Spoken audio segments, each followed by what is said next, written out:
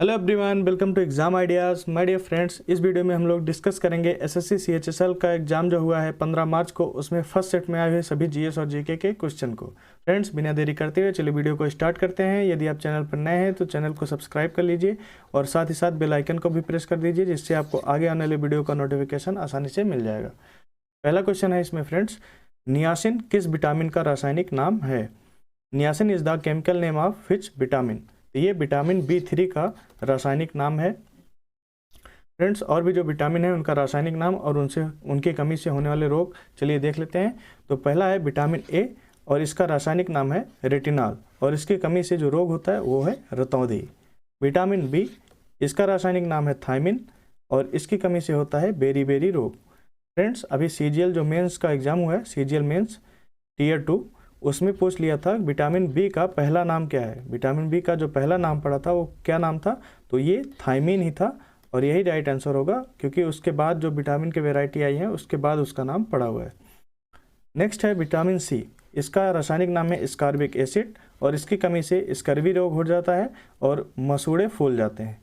Next है vitamin D, इसका रासायनिक नाम है कैल्सीफेरॉल और इसकी कमी से जो रोग होता है उसका नाम है रिकेट्स।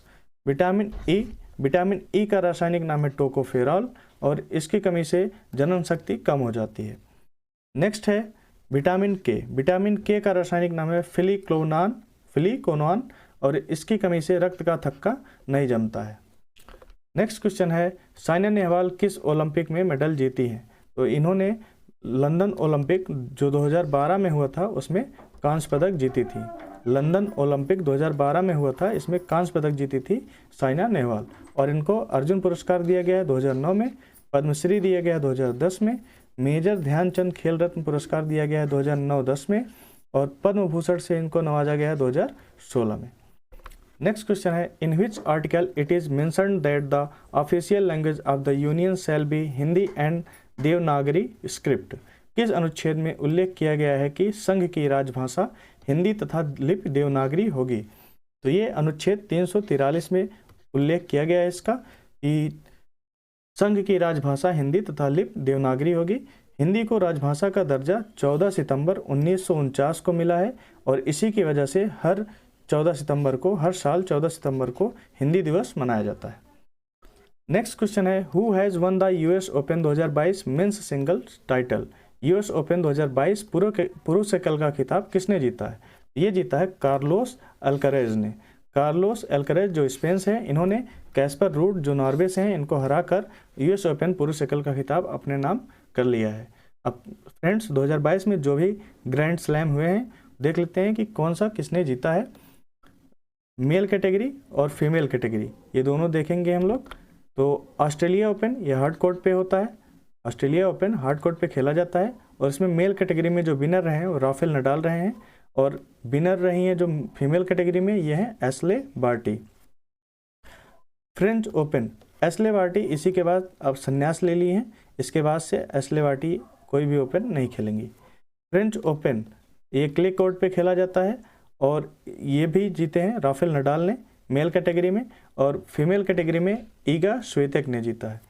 विंबलडन ओपन ये ग्रास कोर्ट पे खेला जाता है और इसको जीता है मेल कैटेगरी में नोवाक जोकोविच और फीमेल कैटेगरी में जीता है एलिना रेबेकिना। US ओपन ये हार्ड कोर्ट पे खेला जाता है और इसको जीता है मेल कैटेगरी में कार्लोस अल्करेज ने और फीमेल कैटेगरी में ईगा स्वितेक ने जीता है। यहाँ से भी क्वेश्चन बन जाता है फ्रेंड्स कि ऑस्ट्रेलियन ओपन किस कोर्ट पे खेला जाता है? तो देख लीजिएगा, ऑस्ट्रेलिया ओपन और US ओपन ये दोनों हार्ड कोर्ट पे खेले जाते हैं और फ्रेंच ओपन क्ले कोर्ट पे, विंबलडन ओपन ग्रास कोर्ट पे। नेक्स्ट क्वेश्चन है, which of the following peak is not in Purvanchal hills और ईस्टर्न हिमालयाज? निम्नलिखित में से कौन सी चोटी पूर्वांचल की पहाड़ियों या पूर्वी हिमालय में नहीं है? तो ये है हिमाद्री की पहाड़ियाँ, यही आपको राइट आंसर लिखना था। और पूर्वांचल सीमा में मणिपुर पहाड़ियाँ हैं, अटकाई पहाड़ियाँ हैं, नागा पहाड़ियाँ हैं और मिजो पहाड़ियाँ शामिल है। तो इसके अलावा जो आपके ऑप्शन में रहा होगा वही आपका आंसर है और जहाँ तक है हिमाद्री की पहाड़ियाँ दिया गया था तो यही आपका राइट आंसर बनता। नेक्स्ट क्वेश्चन है, गोपिका Verma is associated with which dance? गोपिका वर्मा किस नृत्य से संबंधित है? तो ये संबंधित है मोहिनी अट्टम से। इनको 2008 में संगीत नाटक अकादमी का पुरस्कार दिया गया, 2018 में संगीत नाटक अकादमी का पुरस्कार दिया गया और फ्रेंड्स मोहिनीअट्टम से संबंधित जो और भी लोग हैं उनको देख लेते हैं, उनका नाम क्या है। तो जैसे विजय लक्ष्मी है, ये मोहिनीअट्टम से संबंधित है। पल्लवी कृष्णन, कलामंडलम कल्याण कुट्टी अम्मा, सुनंदा नायर, हेमा मालिनी, जयप्रभा मेनन, श्रीदेवी, ये सभी मोहिनीअट्टम डांस से संबंधित है। नेक्स्ट क्वेश्चन है, in which generation of computer vacuum tube was used. Computer की किस पीढ़ी में वैक्यूम ट्यूब का प्रयोग किया गया था। कंप्यूटर की पहली पीढ़ी में वैक्यूम ट्यूब का प्रयोग किया गया था, पहली पीढ़ी में। और कंप्यूटर का जनक जो माना जाता है, बोला जाता है, चार्ल्स बेबेज को कहा जाता है। भारत का पहला सुपर कंप्यूटर जो है उसका नाम है परम 8000। फ्रेंड्स अब देख लेते हैं कंप्यूटर की कौन सी पीढ़ियाँ कब तक चली हैं और उसमें किस कंप्यूटर घटक का यूज किया गया है। जैसे कंप्यूटर की पहली पीढ़ी ये 1940 से लेकर 1956 तक चली है और इसमें वैक्यूम ट्यूब का यूज किया गया है। और कंप्यूटर की दूसरी पीढ़ी जो है वो 1956 से लेकर 1963 तक चली है, इसमें ट्रांजिस्टर का यूज किया गया है। तीसरी पीढ़ी चली है कंप्यूटर की, ये 1964 से 1971 तक, और इसमें आईसी का यूज किया गया है, इंटीग्रेटेड सर्किट का। और चौथी पीढ़ी ये 1972 से लेकर 1989 तक चली है, इसमें माइक्रो प्रोसेसर का यूज किया गया है।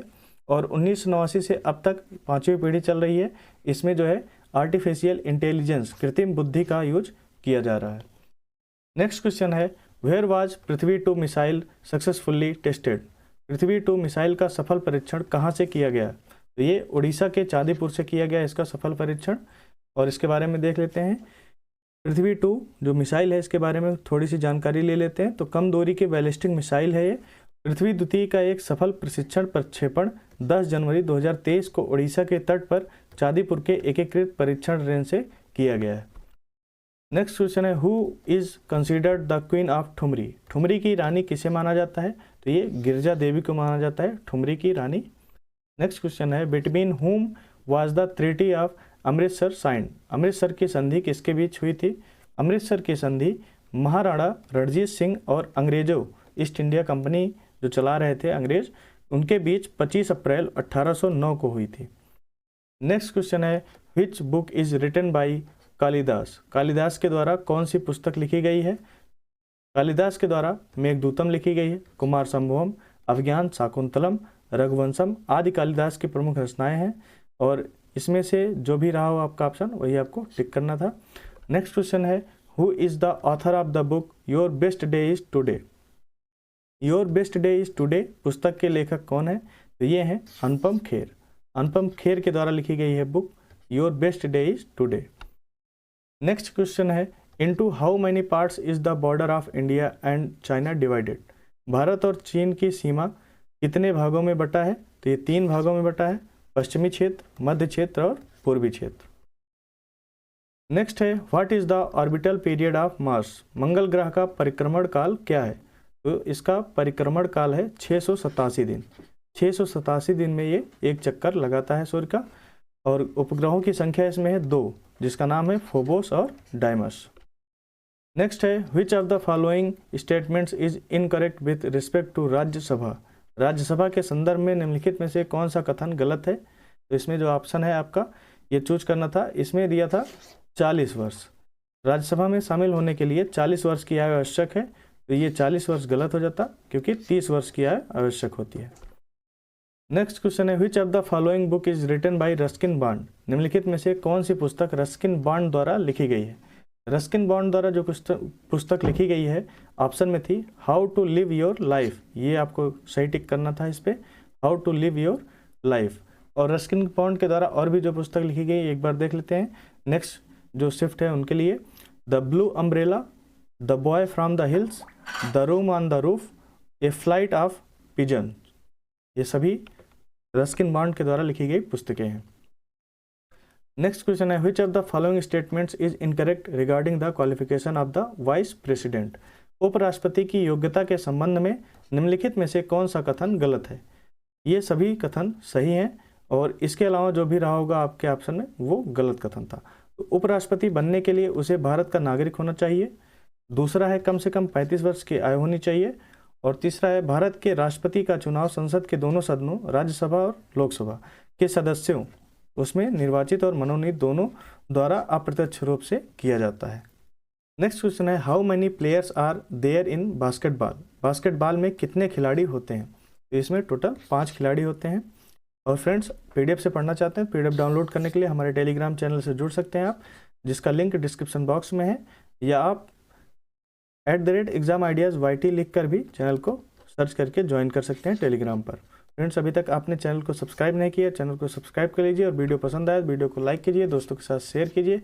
हम मिलते हैं आपसे नेक्स्ट वीडियो में, तब तक के लिए धन्यवाद दोस्तों।